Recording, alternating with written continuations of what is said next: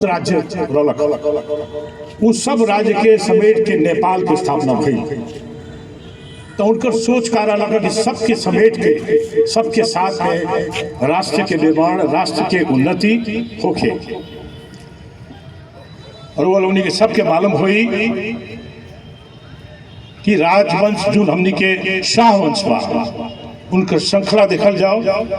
उस श्रृंखलाबद्ध राष्ट्र के लिए, राष्ट्र के एकता के लिए बहुत त्याग बलिदान, बहुत जनता के सेवा के लिए, जनता के भलों के लिए हमेशा अग्रसरता थी। हमारा याद बा राजा वीरेंद्र चाहे राजा ज्ञानेंद्र से हमारा दर्शन भेंट भइल।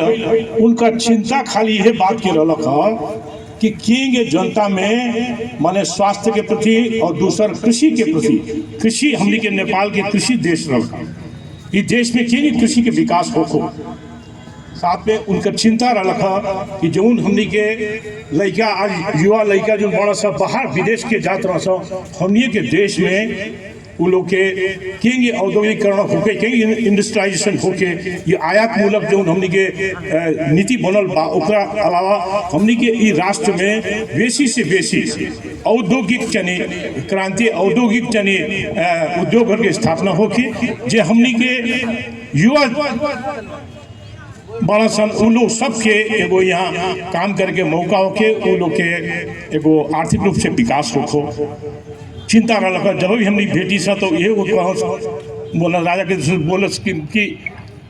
किंग उन्हें हमने के ऐसा गांव से लेकर वार्ड से लेकर के केंद्र तक किंग ऐसा व्यवस्था कल जाओ, किंग सहकारीकरण कल जाओ कि किंग लोग के सहयोग होके, किंग उन लोग के फसल के अच्छा दाम मिलो, क्योंकि उन लोग के कारण में पढ़ाई अच्छा हो, क्योंकि उन लोग के स्वास्थ्य अच्छा हो, क्योंकि देश के ऊपर जो आज कर्जा भइल बाटे, वो कर्जा के लेखा हमनी ओकरा हटाई सा, ये विषय में हमनी से छलफल होके। और लोग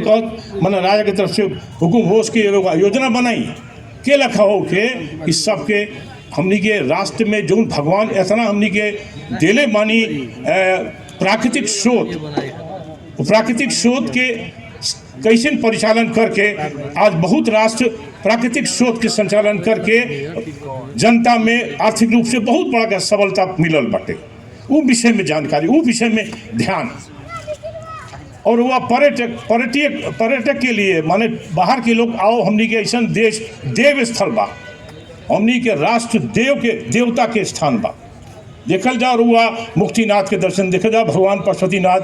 माता जानकी के जन्मस्थली, बुद्ध के जन्मस्थली, ऐसा अनेकों स्थान बड़ा सा जहाँ रुआ जाइल जाई तब बुझाई से हमनी के भगवान यही जंग बढ़ल से वही जंग में किएंगे हमनी नज़दीक के राष्ट्र चाहे भारत से होके। हमारा याद बा हम भारत में गई हैं और जो उनके विदेश मंत्रालय अलग हुआ, हमनी की योजना रखनी है सो कि जे भारत से रुआ नेपाल में आवता तो भारत सरकार के हमनी अनुरोध कही सो कि रउआ में उ लोग के आर्थिक सहयोग दिहल जाओ, से वो आर्थिक सहयोग हुई तो वो यहाँ आई सन दर्शन के लिए, वो हमें खर्चा करिए, हमनी के इकोनॉमी बढ़ी, हमनी के माने वो लोग आई से तो बस में टैक्सी में रहिए से, खाइए सब पार करिए सब, वो पैसा आके नेपाल में खर्चा हुई, हमनी के विकास हुई। मल्ला वहाँ पर वो टाइम में सुषमा स्वराज जी रहनी है, वो कहली हैं कि और 3-4 प्रदेश से शुरू हो गई बा कि जे घूमे मुक्तिनाथ के दर्शन करे, जे पशुपतिनाथ के दर्शन करे आवत रहन, वो लोग के 20-20 हज़ार मिलता भारत में, और वो पैसा ले आके लोग यहाँ खर्चा करता, जो ओकरा से हमनी के विकास होता विभिन्न इसमें। तो राजा के सोच इतना मतलब जनता के लिए इतना बांटे, राजा ज्ञानेंद्र सरकार के में भी रउए बगल में ही यहाँ सवारी भइल, रउआ परसा जिलावासी करीब 40-50 हज़ार लोग यहाँ जमा भइल। वही टाइम में भी रउआ देखनी है कि राजा के कितना चिंता बा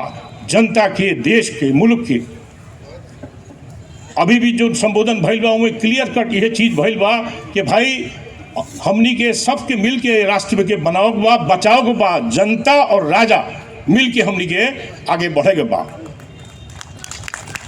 तो रउआ लोगों से अनुरोध बाटे कि बिल्कुल दिल खोल के दोनों हाथ एकदम करके और हमनी के साथ में मिल करके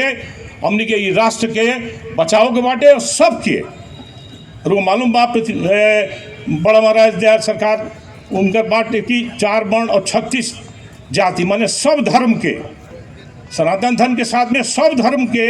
एगो सम्मान हो के और हमनी के आगे के बढ़े के बा। इमें सब रउआ लोगन के हमनी के साथ चाहिए और रउआ लोगन सारा आगे बढ़ के बिल्कुल दिल खोल के और पूरा आगे बढ़े के बा। और जौन एमें गलत जो एलिमेंट जब गलत जो चीज़ भइल बा या भ्रष्टाचार भइल बा ओकर हमनी के किनारे ला के खाली राष्ट्र के बनावेला, देश के आगे बढ़ावेला है, जनता के आगे बढ़ावेला है, राजा और जनता मिलकर के हमनी के आगे के बढ़े के बा। अंत में यहाँ सबके हम सबके शुभकामना दे चाहते हैं कि आने वाला समय बोलने के सुखद सफल रहो। धन्यवाद। जय देश जय नरेश।